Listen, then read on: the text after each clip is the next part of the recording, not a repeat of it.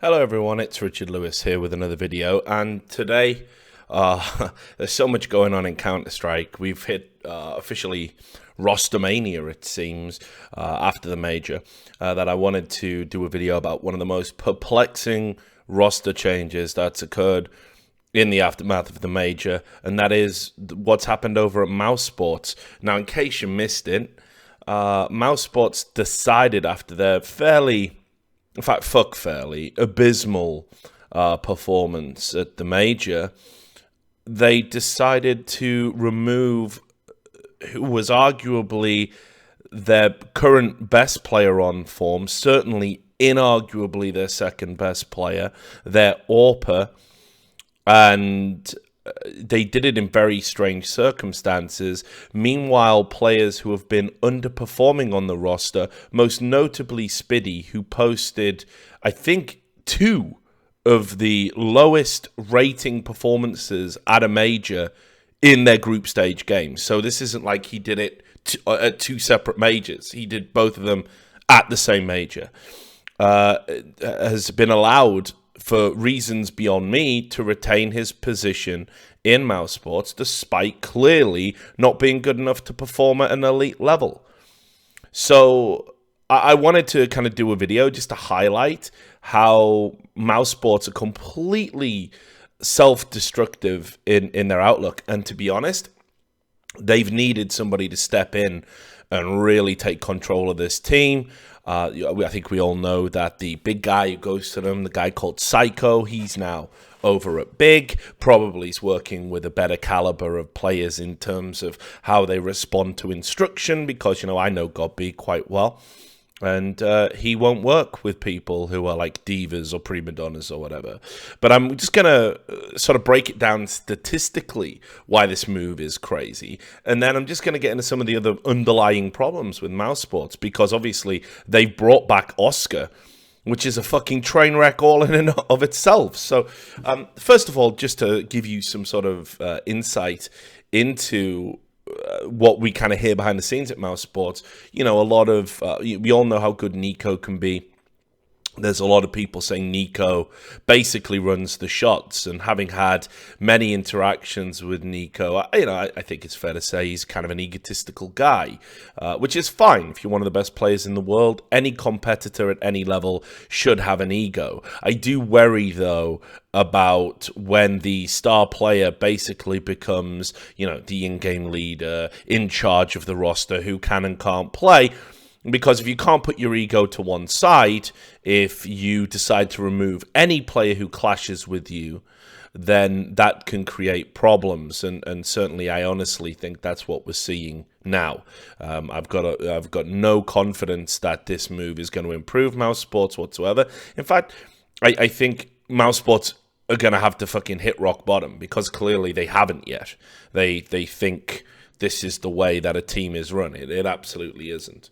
So I did want to show you these statistics, because when we criticize Spiddy and Dennis, one of the things that always used to happen when it was me, when it was Thorin or whatever, all of the other fucking players or the other pundits or you know, people who were fans of Mousesports, they would all come and go, oh, all you do is look at numbers. All you do is look at statistics. You don't understand how support play works, which of course is completely fucking retarded to even suggest that, because I'm the guy who's out there batting for Zipniks. I'm the guy who's out there batting for Rubino. I was the guy who was saying, hey, Fifth Lauren does all of the support work way back in NIP. If you look at his numbers, you don't know the full story. And it was other people that were saying, nah, these players are shit, you got to get rid of them, you know, whatever. So I definitely understand the intrinsic value of a support player. What I will never understand is when you try and make somebody out to be a support player because their statistics are bad, because support play is a very specific niche role, and it's about enabling your stars to shine. I've heard that Dennis is a support player. I've heard that Spiddy's a support player. Yet when I watch them play games, they don't really do anything that constitutes being a support player. They just are bad. They're just not very good at the game at this level. Be fantastic in a tier 2 team. Since they run up against elite opposition, they get found out. So, also as well, just as a reminder, Psycho, who's now with Big, he called me out going, on Twitter one time saying, "Oh, you've got to understand it takes many different types of players to make a great team." I'll tell you one type of player that doesn't help you make a great team: a shit player, a player who bottles it, a player who can't play outside of their comfort zone, a player who folds under pressure. A player who is so self-absorbed at their own terrible performance that when everyone else gets up out of their chairs to go shake the opponent's hand, he sits there with his head in his hands, trying to hold back tears. These people don't make great teams, right? And if you tell me otherwise, you're a moron. So let's have a look at some of these numbers, because this is Spiddy's event. And you can ignore a lot of the qualifiers. I don't like to take that into consideration because generally in qualifiers you play a lower caliber of opposition. But let's just look at the last two, sizable LAN events that Mousesports went to. You can see here, IEM Oakland, he's got a 0.62 rating. E-League Major, where he posted those two abysmal performances, he's got a 0.62 rating. And, this, if you look here, let's take, I will explain to you. 1.02 is the average over the whole of 2016. I'm going to show you some analysis that somebody else did that's going to show you this. But 1.02, this rating here is the average. This is where you should be if you're an average player, and obviously there's variables. If you play a lot of maps, it can be skewed. If you play too few maps, it can be skewed. But certainly, this is kind of what you should be aiming for, just at the kind of pro level in 2016, and he's fallen well short, multiple times. This isn't a series of one-offs. This isn't a bad run of form. This is somebody who, outside of a run of form back when he was playing for the German teams, Penta. You can see here, he's, you have to go quite some way back to find a good, consistent run of form. Spiddy has been pretty poor, actually, in Mousesports and has never really lived up to that billing of him being a great player. Now, that's fine if he was doing all the things that people say he is, but then it becomes problematic if you have another player who isn't performing, and that's unfortunately the case within Mousesports. I think you can get away with one player that does all of the donkey work and doesn't look great. You can definitely do that. Look at Smiths in G2. I wouldn't say he's an overall hindrance. It's problematic to me that he is the AWPer and does all the support work. I think that's a waste. I think you should stick him on rifles. Bring in. Well, it's irrelevant now because the French Super Team's happening. But what I would have done is I would have put Smiths on rifle, made him just a pure support player, doing all of the boosts, all of the flashes, all of the smokes. And I would have given the AWP to somebody else, or brought in an AWPer, or a world class AWPer to do it. But look, so that's Spiddy. Now, I've always said that I felt that Dennis, was maybe the slightly better player. But just look at this. I mean, he was still pretty poor at the major, pretty poor at Oakland. And the more and more you get into it, you can see that this simply isn't going to work. That if you've got Nico, Chris J, and now Lowell all doing the groundwork, you can definitely get away with one player. When you have them in tandem, sometimes as well, even playing in the same setups as each other, actually working on sites together. This is a disaster waiting to happen. This absolutely cannot be allowed to occur. Now, if you look at this great bit of statistical analysis that I read, it was on, this is back in January, by PMA. This is really, really an interesting article, and it talks about consistency in CSGO. And here you have it. So I thought this was very good. Now, if you scroll down here, you will see this, the metric by which consistency is measured. He explains it. That he took data from 250,000 LAN events, $250,000 LAN events, I should say, throughout 2016, and to even be on this, you had to have played at least 40 maps.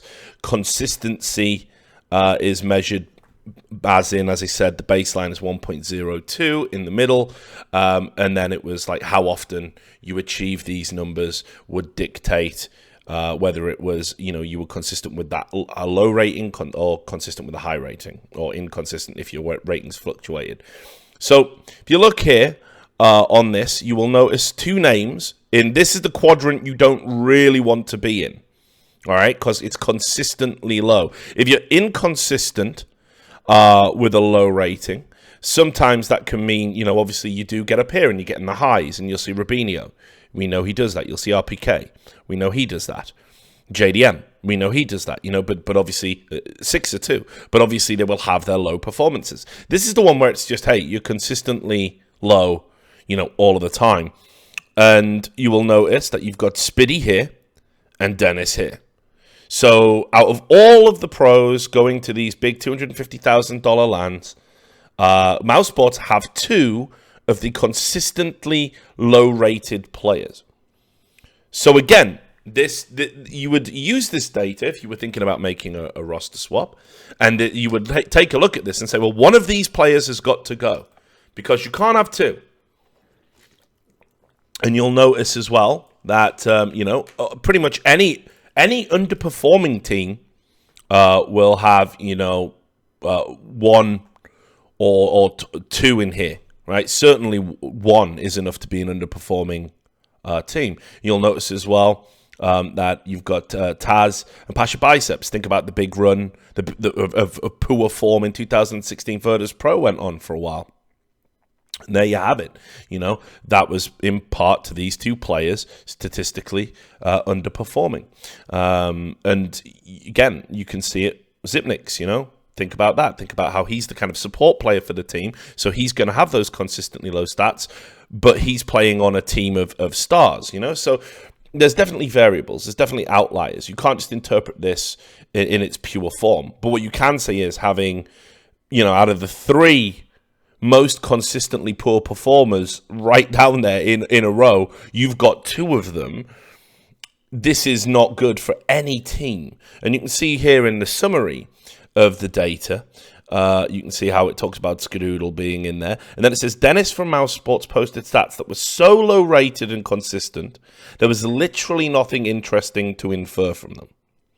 Teammate Spiddy and the stand-in Makalele, so I wouldn't be too critical of Makalele, because he did have a big period in the wilderness and was acting as a stand-in for some of the teams he played for, were the only players in 2016 who played more than 40 maps and didn't record a single map above a 1.5 rating. So, again, I think we can, safely say this isn't like something that we're pulling out of thin air when we criticize these players. This has its basis in statistics. This has its basis in form. It's there for everybody to see. So after the event, when I saw Spiddy there with his head in his hands, I thought, this is it. Like, surely it's got to be over. They're going to see sense. They're going to remove him. But no, the announcement was that Chris J was going to go. Now, I'm perplexed by that. I'm as much as you are, I'm sure. But I looked at the stats again, and I looked at Chris J's numbers over the same period, and it's day and night, guys. It's not even fucking believable that this is the guy who is being told to make way. It's insane. So see for yourself. These are the events, according to HLTV statistics. Even at the E-League Major, where they were woefully bad, he was one of the highest rated players. At Oakland, he achieved almost that average rating, again at an event they did bully at. But if you just look through all of the statistics, this is a guy who in 2014 was like Online J. He's been improving ever since then, to a point where there was a big argument in E-League Season 2. I mean, he was a monster. He was one of the reasons they did so well. Same in E-League Season 1 against elite level teams, where they had that run to, the top 4. After that, really, is where all these problems really started to become compounded. But there's absolutely no doubt in my mind that Chris J was proving himself to be an elite level AWPer. So why would you remove him? Why indeed? Well, let's just go into some stuff here. Obviously, one thing I can definitely tell you is this is a team that consistently has problems, and they've needed a strong in-game leader, somebody, a coach, or somebody who will stop them basically acting up like kids, because that's what they do. And I've seen it with my own eyes, and I've seen it multiple times. This isn't something that just happens like when the chips are down. Here we had footage from E-League Season 1 when they were playing Flipside. You'll obviously know this. It went on to become a meme. This was the Nico screaming, "Let's suppose "Shut that you're up." writing a really important email to a colleague. Lovely. Got to get some ad block on this. Anyway, skip this. So World Edit might have just picked up like the MVP kill. He's going to go for the big spray, pick up one. He will get overwhelmed in the end, but Markaloff is there to restore order. 3 kills for him at the end of the round, and you can see Blade breathing a little bit of a sigh of relief there, or a huff of frustration, just because that is just way too close. Look at how aggressive they are. Chris with some crazy shots. That second one onto Waylander is nuts. Shut up. Yeah, then say that you smoked off. Shut up. Shut up. Oh, yeah. Is that Mousesports, this is some old school.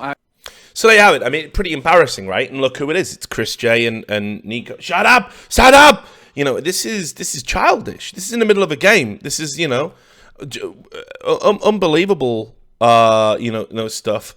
Whether, and I get it, like, don't pick out strats and all that, but you have to be able to communicate in a much better way. What's wrong with saying, "Oh, okay, guys, let's just leave it there.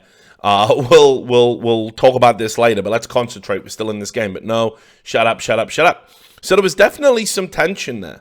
And after E-League Season 2, I did notice that this tension seemed to spill over. Because I watched after the Team Liquid game where they got absolutely manhandled. Spitty had that awful, game. I was waiting to see what happened on stage, and actually it was our producer that picked up on this.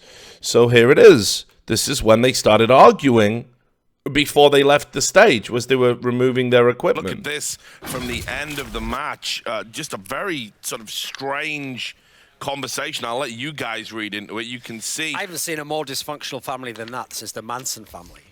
Well, I don't know if I'd go that far.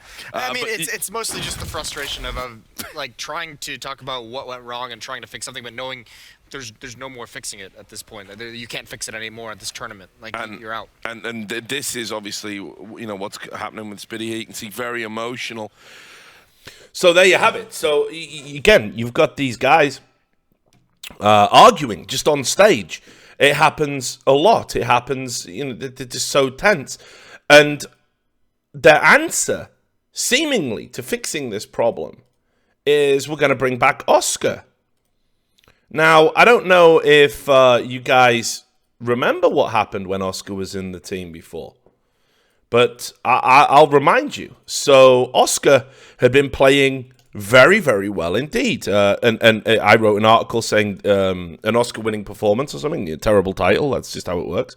Or the Oscar goes to. I can't remember what it was. It was some play on words because, clickbait or whatever.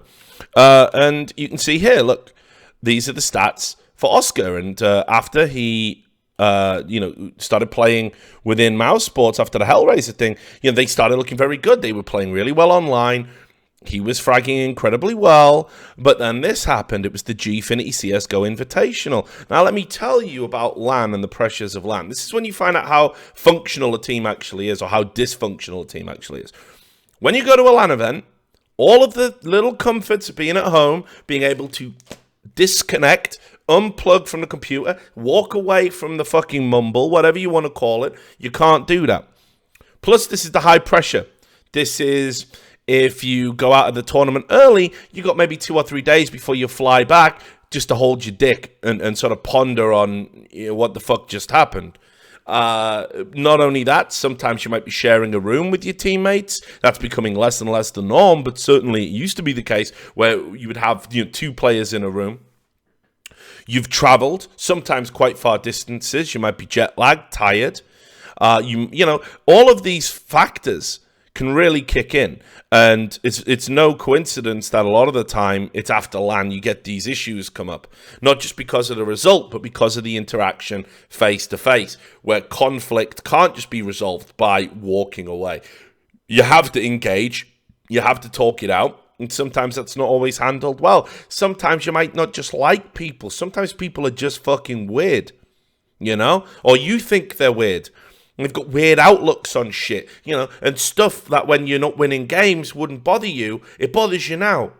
Like, why is he doing that? Why is he slurping his drink? You know, honestly, I know it sounds ridiculous, but trust me, it's true. It pisses off people, and the more and more pissed off you get about stuff outside of the game, you know, my roommate was snoring all night, I'm fucking exhausted, and now the cunt's not listening to my calls in the game, so I'm about to go kaboom. All of these things put you in a high-pressure situation. Oscar goes to his first LAN event with Mousesports. Lo and behold, that's where the problems start. And by problems, I mean it just started breaking the fuck down. This was an event Mousesports could have won. They were certainly up there for a surprise. They were in a good form. Well, look what happens here. We got this footage. This is from a Twitch clip. I'm hoping this will play. I'm sure you know which one I'm going to reference anyway, but let's have a look. On the cross, there you go. With a round. I am very curious. They've picked up the AWP. Who'd they give it to? For me, it has to be Nico, but we'll see if they stick to Oscar. They do. Nope.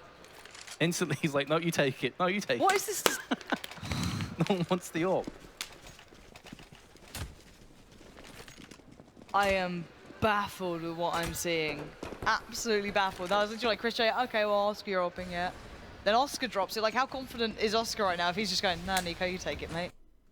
Now, that is a pro player at his first event with a new team. He was having a terrible game, missing loads of shots, and for some reason he said, "Look, I don't want the AWP." Now, I'll tell you based on personal experiences. I'm sure what was happening on the server at that time, what was happening in that game, was he was being called out, being criticised, having all his mistakes pointed out. And I don't think he'd been in that environment before. I think he had been probably a little bit taken aback by, you know, walking straight into the fucking lion's den, which is, you know, having four people, seemingly four people, who like to argue but get through it.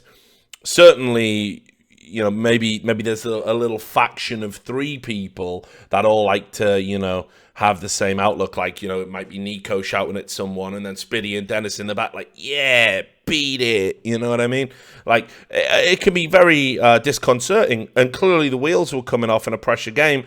And there was nobody there to say, look, let's take a fucking time out and let's talk this out. Mate, you're the AWPer. It's not optional. If you're not feeling comfortable AWPing, what the fuck are we doing here? You got to do this. You can do this. You know, there's no encouragement, right? It was just, you know, clearly arguing and bickering going on in a high-level situation. So when Oscar got kicked, it was very clear to me, because, you know, like the old saying, if everywhere you go it smells like shit, maybe check under your shoes, you know? This is just another person that couldn't really fit in to the whole way of doing things, the Mousesports way. Now, every time Mousesports have one of these inexplicable moments, no one ever comes clean and says, yeah, it's a dysfunctional unit. We don't have any leadership. We're arguing and bickering all the time. All the things that people in the scene know, all the things that commentators know, that we see, all of the things that fans probably pick up on. No one ever comes out and just flat out says it because it's considered unprofessional to tell the truth for some reason. So you have a look, and this was the way. We'll pause that there. Please matters. There you go. This was the way it was explained in a twitlonger by Oscar. Sorry, a Facebook post it was actually, and it's just repeated here on HLTV. And you can see here, as you know, I decided to take a break from playing for Mousesports. I'm sorry that it's turned out the way it did. When I joined and we began practicing, I already felt there was something wrong and that I'm missing something in the team. I knew all the players except for Spiddy, so I thought it was going to be a good bunch of guys, that the time spent with them wouldn't be for nothing, and that we'd succeed. So from that opening paragraph, you can see I joined the team, realized there was something missing. I thought it was going to be a good bunch of guys, the implication being that it wasn't. So I think we can just infer from this there were clashes. However, from the get-go, I felt I couldn't endure the practice regimen and what the others expected of me, which you might have noticed in my performance. Now, again, it was kind of put out there that, oh, he had too much going on in his personal life to really commit to our practice regime. I think most likely the practice regime just involved, like, it was just too stressful because everyone was just arguing back and forth. Because we've seen these players play. Nico spends 50% of the game popping heads, and the other 50% with his head in his fucking hands. You know, when they lose rounds and stuff, it must be, you know, he's frustrated. Well, it must be frustrating to play with him as well. And it says here, during our trip back to the hotel from the G50 venue, I was thinking and preparing what I'd say and how fast I'd make my decision, because we had a lot of tournaments ahead of us. When we arrived at the hotel, we sat down and began discussing the event. Not one word was said about my performance. The players probably knew I could play much better and that something was wrong, and it was.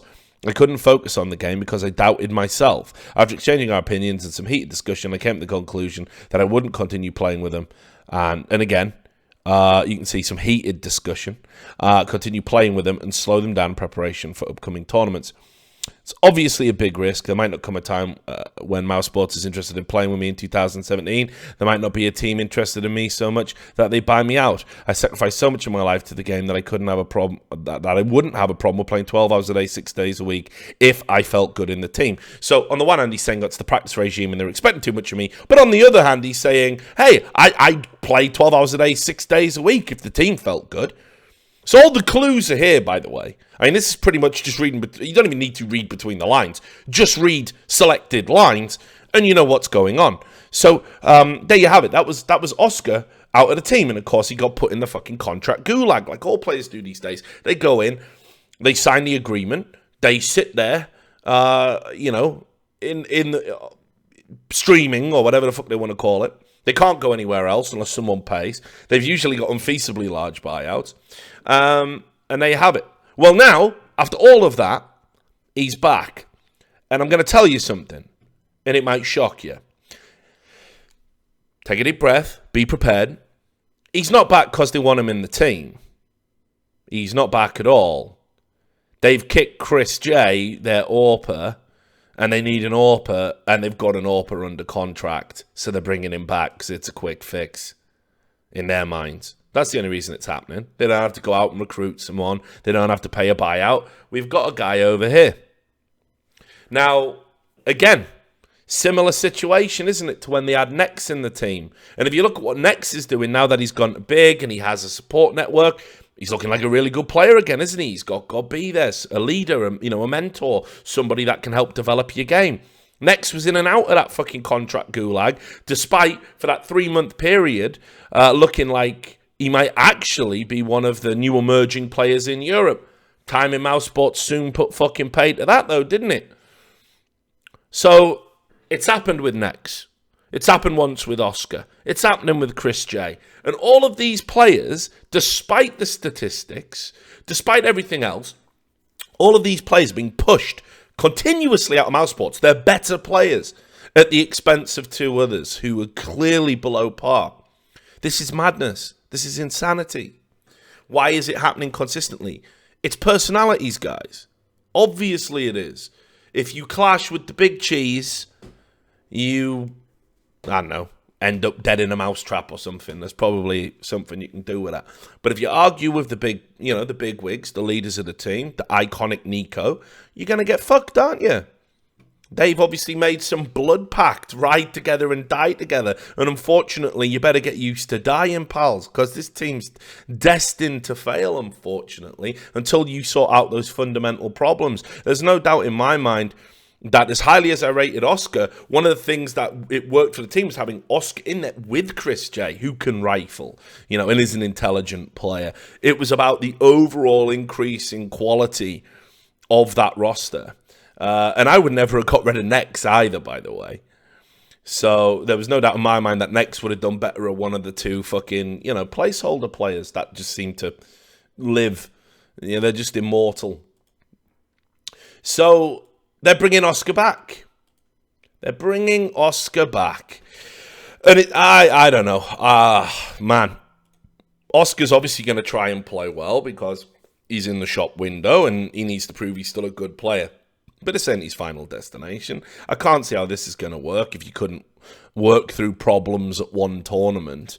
And here's the other thing that really just, grinds my gears. Nico put this statement out on Twitlonger. I know that it's a big surprise for you that we replaced Chris J. de Jong with Oscar, since he was the second best rated player in our team and a long-time member of Mousesports. But you also have to understand us. We obviously have our reasons why we did this, which we can't obviously share with you guys. Well, I think I can hazard a fucking guess, yeah? He just refused to toe the party line. That's quite clear, isn't it, if you put all the evidence together? What I can say to you is that I'm going to do everything what I can to make this team better. Not everything, mate, because there's two people in that team who shouldn't be in that team, or one of them. They can't both be there. We're going to try some new things, which I hope it will work out. I will not be our in-game leader anymore, and hopefully it will boost our game. Spiddy will take it over, with help from me and our coach. Right, so what is this? In-game leading by committee? 3 people are going to somehow all be linked in some sort of trifecta of in-game leadership. That's garbage. That's fucking retarded. That's not going to work. Hey, star player, will you go and do this? Now, fuck you, Spiddy. You shit, mate. I'm Nico. I'm going to do what I want. Great. Glad we had this talk, Nico. How's that going to work? You're either the in-game leader or you ain't. So, Spiddy's going to take over in-game leadership. And he says here, we changed the AWP player for another AWP player. All I ask from you guys is patience and not so much hate towards us. We are not going through an easy time, as you might think, especially after this decision which we made. Chris J's been my longest teammate in this team and one of the best people I've met out there. And I respect him even more now, how he handled and took this situation. I wish him more than the best of luck for his future. Please welcome our new/old teammate, Oscar. Thanks for the support. So, look, this is nonsense again. Have you seen anything, right, in the way Spiddy plays the game, where he's pretty much incapable of a solid performance outside of Dust 2 and Cash? I mean, he's one of the reasons why the Mousesports map pool doesn't work, because he needs to play within his comfort zone. He can only deliver the numbers on those 2 maps. It's very rare he delivers the numbers outside of those maps. If you just go through his map pool like I did, feel free to check it out. He's going to be the in-game leader. He's going to be the tactician, is he? He's going to work with a coach and disseminate information. He's the guy who's mentally strong enough to lead this team, yeah? That's how it's going to work. This is garbage. This is just another way to justify to the public why you're not kicking players that aren't good enough to perform at this level. End of discussion. I'm tired of it. Anyone else tired of it? Like, I want Mousesports to succeed. I used to love the fucking German scene. Mousesports are a team that has so much history going right the way back to 1.6 and beyond. You know, they should be doing better than this. And I just feel that they have pretty much surrendered any ambition with the way that they are beholden pretty much to the whims of a star player.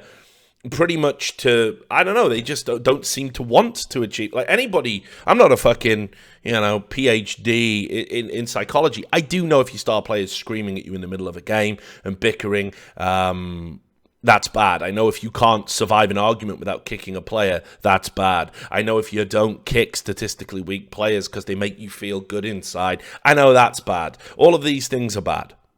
And it's, Mousesports aren't going to improve unless they change them. So I definitely had to articulate a few thoughts about this. I was absolutely blown away. I guess nothing should surprise me in the roster swaps that are coming up. Stan out of Optic. Jesus. It's just going to get crazier. But this, for me, is a bad call.